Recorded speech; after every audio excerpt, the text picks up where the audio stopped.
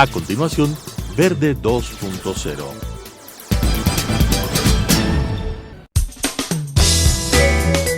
Clasificación A. Apto para todo público.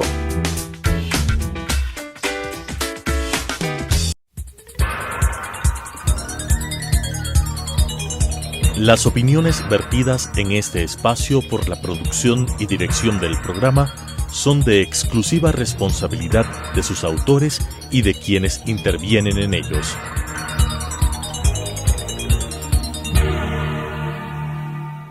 Telesucesos Canal 29 UHF presenta Verde 2.0, un programa de variedades sobre el acontecer ciudadano con la conducción de Claudia Arteaga. Verde 2.0. Gracias por estar con nosotros semana a semana aquí en Verde 2.0. El día de hoy vamos a hablar de cine y también sobre temas de género, pero arranquemos con el tema cine. Tenemos como invitado a Darío Torres, él es representante de Sony Pictures en Ecuador y nos va a hablar de una película que próximamente se estrenará, Un buen día en el vecindario. Darío, ¿por qué la película viene con un actor tan reconocido por todos como Tom Hanks? Bueno, muchas gracias por el espacio. Y sí, efectivamente, este viernes 28 de febrero se estrena en todos los cines Un buen día en el vecindario, película protagonizada por el increíble Tom Hanks, que de hecho tuvo una nominación al Oscar justo por su papel como el señor Rogers en esta película. Tom Hanks es una persona que escoge muy bien los papeles que va a interpretar y le llamó mucho la atención este papel porque el señor Rogers fue un ícono en Estados Unidos, fue un presentador de la televisión infantil que inspiró a muchas generaciones a siempre hacer el bien. Y cuando se habla de un vecindario, ¿cómo estructurar y cómo facilitar las buenas relaciones entre vecinos? Que lamentablemente en el mundo de una ciudad no es fácil. Uno vive en un edificio y no sabe ni quién vive arriba ni quién vive abajo. No se diga en la casa de lado. Exacto, el señor Rogers, Fred Rogers, que es el personaje que interpreta a Tom Hanks, pues siempre trataba a todo el mundo como que fuese parte de una sola comunidad. Siempre inspiraba con mensajes de amor, de solidaridad.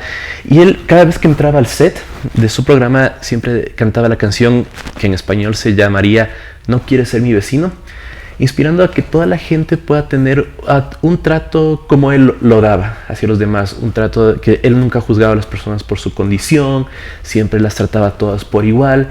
Entonces esto inspiraba que pues, los niños que veían el programa, incluso los papás, pues comiencen a replicar esto en sus hogares, ¿no? En la película mencionabas que tuvo nominación al Oscar por Mejor Actor por Tom Hanks. Ajá. ¿Qué otras particularidades trae? ¿Qué puede esperar uno? ¿Cuánto dura? ¿Debe ir con familia? ¿Debe ir sin familia? ¿Hacia qué público está dirigida? ¿Y qué podemos esperar de esta película? La película tiene calificación de 12 años. Es una película que va a gustar a todo el mundo. Pueden ir en familia, entre amigos, con sus seres queridos. Pues es de esas películas que hace Tom Hanks que cuando uno sale de la sala se siente muy inspirado, muy motivado por el mensaje que recibe. Es una película que te transmite un mensaje sobre lo importante de perdonar a quien tal vez te hizo daño algún rato en tu vida.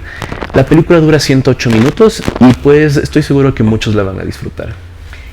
Cuando hablamos de nuevos estrenos y cuánto tiempo permanecen al aire, cómo pensar o cómo planificar, porque a veces uno descubre que la película que quería ver ya no está en cartelera. Entonces, cómo ir trabajando en ello. También hablamos de que tiene que ver mucho con la inspiración que genera la película. Se habla entre un periodo del 68 al 2001 que como periodista él impartía palabras sabias, consejos y todo. ¿Cuánto tiempo dura una película en escenario, en cartelera en el Ecuador? Esta película está prevista que la mantenga en cartelera unas 4 a 6 semanas. Pues es una película que estoy seguro que va a tener mucha acogida. Pues está Tom Hanks. Y efectivamente ese es el tiempo que esperamos que duren para que todos la puedan disfrutar. La crítica a nivel internacional, ¿qué más es lo que nos menciona de la película? Porque se habla de buenos consejos, que uno sale inspirado, y realmente las últimas películas que uno ha visto no sale muy inspirado, son violentas, sale más bien angustiado frente a la sociedad en la que vivimos. Entonces es algo que va a dar un mensaje positivo.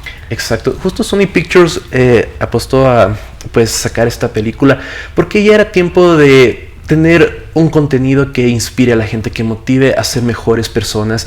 Y qué mejor icono que, bueno, un icono muy conocido en Estados Unidos como el señor Rogers, y ser interpretado por Tom Hanks.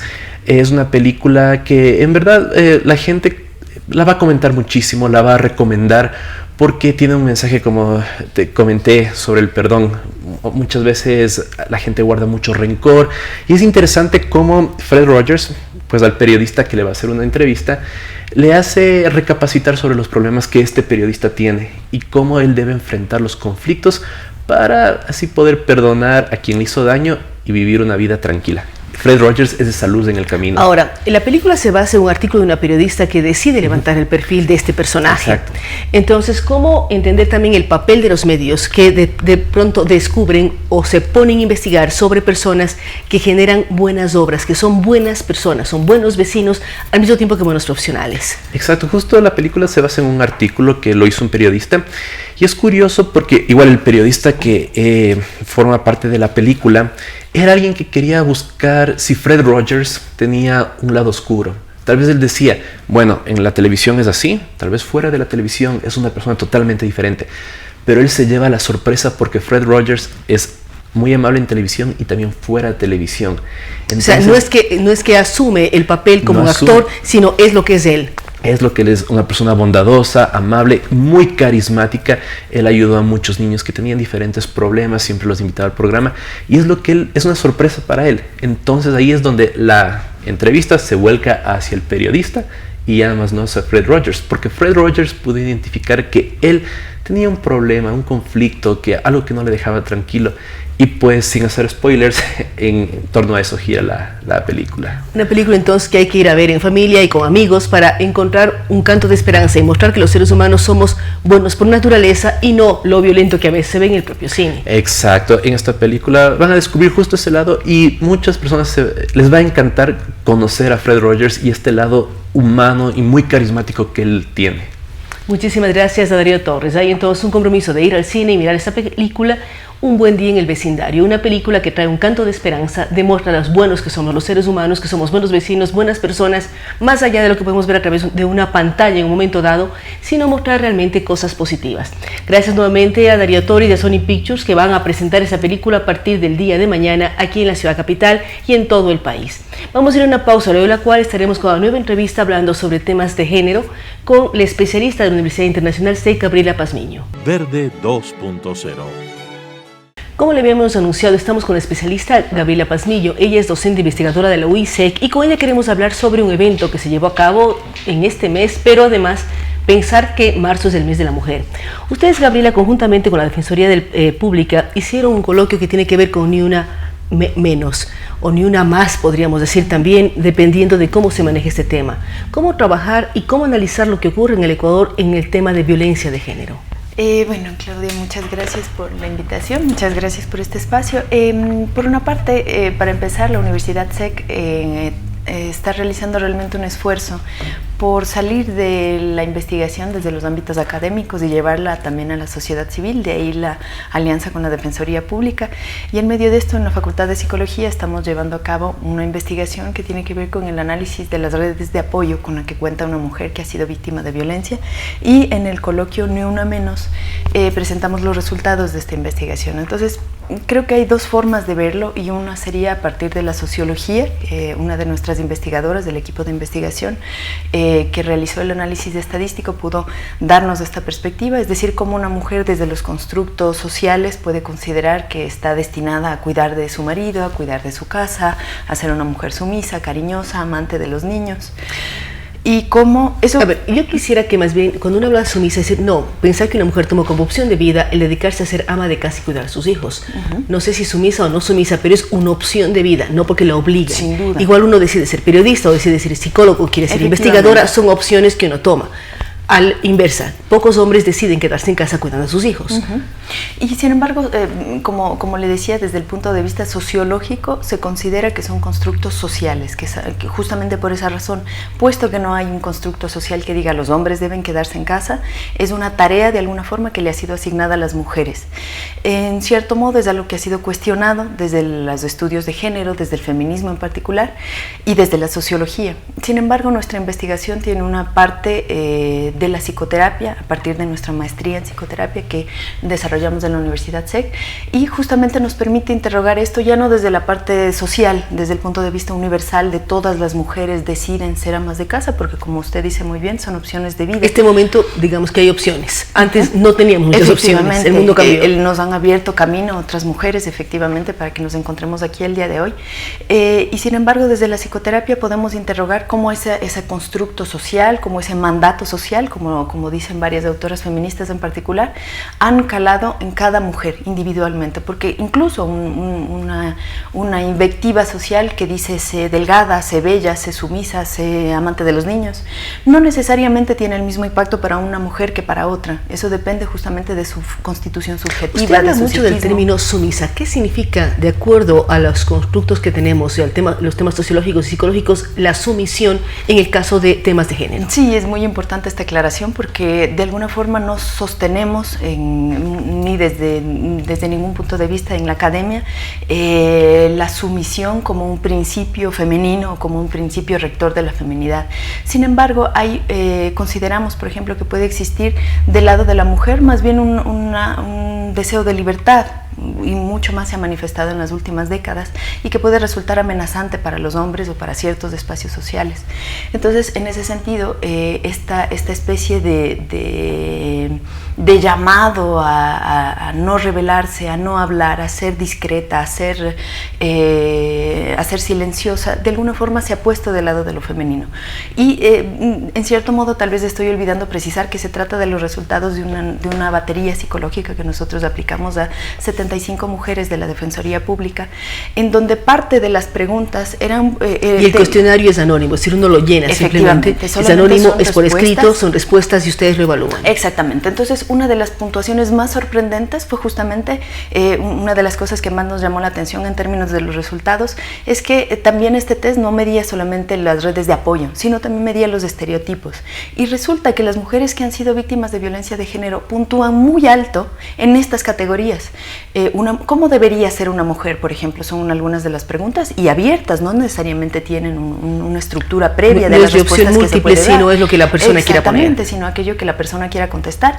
Y una cantidad impresionante de mujeres dentro de esta población, que se considera además una población muy particular, puesto que ya ha abandonado el círculo de la violencia y ha puesto una denuncia en la Defensoría Pública, es decir, que tenemos un universo de mujeres que todavía se encuentra en una situación de violencia, tal vez ni siquiera sabiendo que lo que vive se llama violencia de género. Y una de las puntuaciones más altas fue justamente: una mujer debe ser cariñosa, una mujer debe ser sensible, una mujer debe cuidar a los niños, una mujer debe dedicarse a su casa. Son los estereotipos que más puntuaron. A diferencia de, por ejemplo, una mujer debe ser líder, una mujer debe ser independiente, una mujer tiene libertad para elegir. Son puntuaciones que fueron mucho menores. Y en cuanto a los estereotipos masculinos, fue igualmente sorprendente. Un hombre debe ser líder, un hombre no debe mostrar sus sentimientos, un hombre debe ser dominante. Esas eran las características que las mujeres encontraban altamente deseables en un hombre. Y de alguna forma esto nos permite a nosotros, tanto desde la sociología como desde la psicoterapia, entender que debemos interrogar esos constructos, que debemos llevar a una mujer que ha sido víctima de violencia, y no solamente a quienes han sido víctimas de violencia, a poder interrogar no aquello que les ha sido impuesto, lo que ellos han creído. Ahora, que ¿cómo ha sido lograr impuesto? Desde la academia, en este caso, y también con instituciones como la Defensoría Pública, el ir enseñando a las mujeres que tienen otras opciones, el ir rompiendo una serie de cosas, y al mismo tiempo a las mujeres que tenemos otras opciones, en teoría estamos liberadas, es el término correcto, dejar de tener complejo de culpa porque tienen a sus hijos en la casa? Entonces, ahí también viene la problemática de las mujeres en general, que aparentemente somos exitosas en ciertos niveles, pero siempre está la culpa de por qué no estoy en la casa. No creo que los caballeros tengan esos dilemas en su mente y se sientan muy mal porque no están ayudando a sus hijos. De alguna forma, desde la academia estamos en una posición extremadamente privilegiada y formamos jóvenes, tenemos esa suerte, tenemos además esa responsabilidad y ese compromiso de formar mujeres jóvenes y hombres jóvenes en esta misma ideología, en el sentido de haber podido liberarse y haber podido decir: tenemos opciones, no somos las únicas, podemos hablar. ¿Y cómo lograr que ese lema de ni una menos, otros decimos ni una más que sea maltratada, cómo lograr visibilizar y que se pierde el miedo a contar lo que están viviendo y a romper esos círculos de maltrato muchas veces en los hogares o de diferente tipo? De alguna forma consideramos, sin duda hay muchas otras respuestas, pero desde la psicoterapia consideramos que el espacio de venir a hablarle a alguien, de venir a hablarle a un psicólogo, a una psicóloga, que no necesariamente es parte de la familia, que no necesariamente va a juzgarnos, que no necesariamente va a hablar desde sus prejuicios personales, ya es un espacio en donde la persona puede escucharse y puede realmente interrogar: ¿por qué yo elegí esto? ¿Por qué permití esto durante tantos años? ¿Por qué no hice aquello que debía haber hecho? ¿Por qué no tomé esta oportunidad que tuve? Sin embargo, muchas mujeres no hablan, no deciden hablar, ya sea por pudor, por vergüenza, por protección de los hijos o de ellas porque mismas. repiten un esquema a los cuales están acostumbradas y que piensan que está bien. Efectivamente, una de las cosas llamativas justamente de esta investigación fue que estas mujeres que han sido víctimas de violencia, su interlocutor privilegiado es su madre. Sin embargo, sabemos, por ejemplo, que, por supuesto, sin que eso sea ningún tipo de prejuicio en contra de las familias, pero sabemos también desde la teoría que la violencia de género se transmite de generación en generación. Entonces son madres que tienden, de acuerdo a las respuestas justamente de esta investigación, a aconsejar eso a sus hijas. Mira, ¿cómo te vas a divorciar? Mira, yo he vivido lo mismo con tu papá y aquí estamos. ¿Cómo vas a dejar a tus hijos sin un padre? Es decir, que la violencia también se perpetúa incluso al interior de las familias.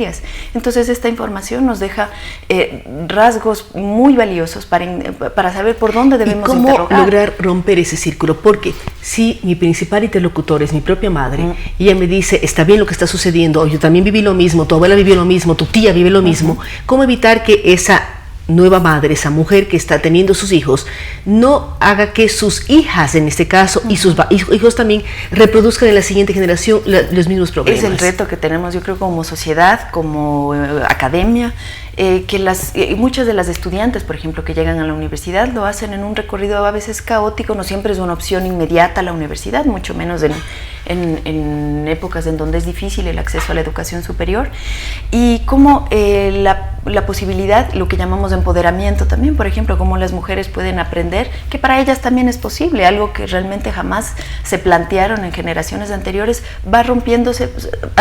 Como tú decías en el uso de este lema, ni una menos, hace falta una sola mujer en una generación que pueda romper ese ciclo de violencia, y entonces abrirá, de alguna forma lo que cambia es el destino de toda una generación que viene, y de las niñas y de las mujeres que se formarán después en esa familia. Entonces tal vez se me ocurriría que la única solución es ir una por una.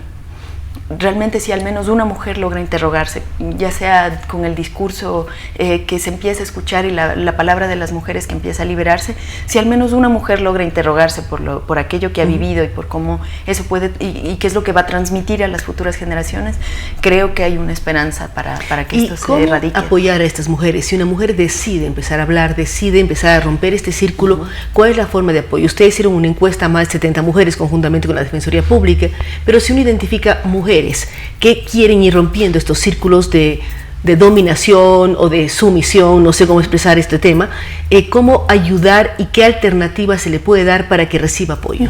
Una de justamente de los resultados de esta investigación han sido clasificar estas formas de apoyo en dos. La primera, en apoyos formales, es decir, institucionales, ya sea la Defensoría Pública, la Fiscalía, entre otras instituciones que están a cargo de recibir y de acoger a estas mujeres en un recorrido no solamente de denuncia, sino de acompañamiento.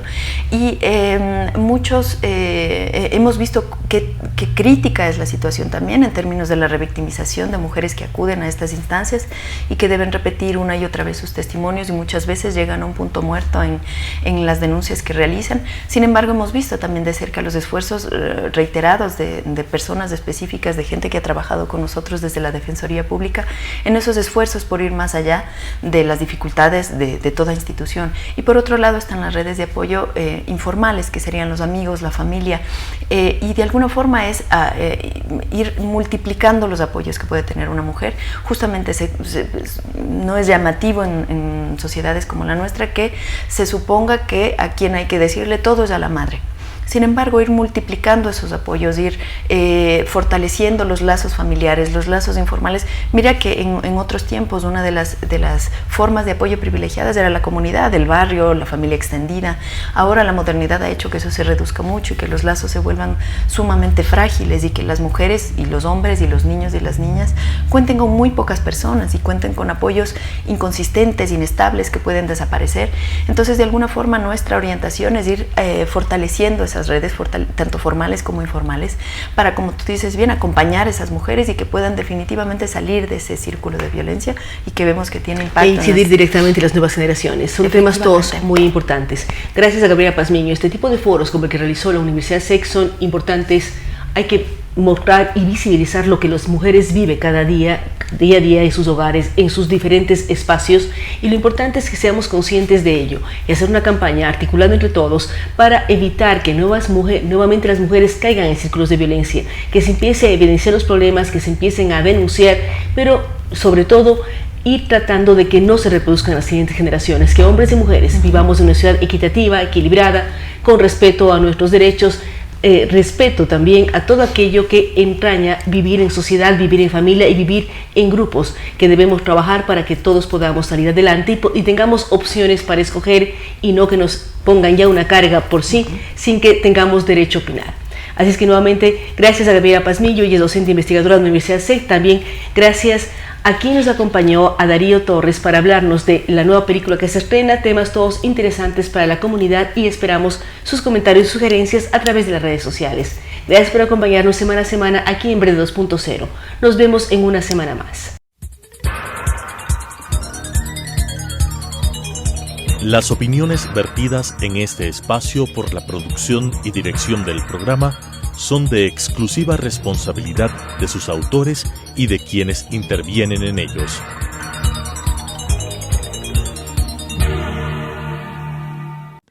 Telesucesos Canal 29 UHF presentó Verde 2.0, un programa de variedades sobre el acontecer ciudadano con la conducción de Claudia Arteaga. Verde 2.0.